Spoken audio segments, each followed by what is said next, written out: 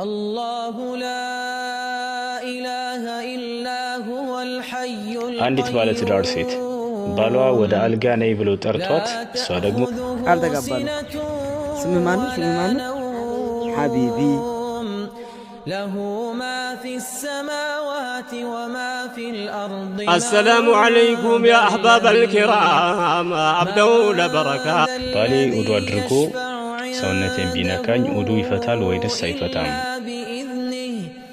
يعلم ما بين أيديهم وما خلفهم ولا يحيطون بشيء من علمه إلا بما شاء وسع كرسيه السماوات والأرض ولا يؤوده حفظهما وهو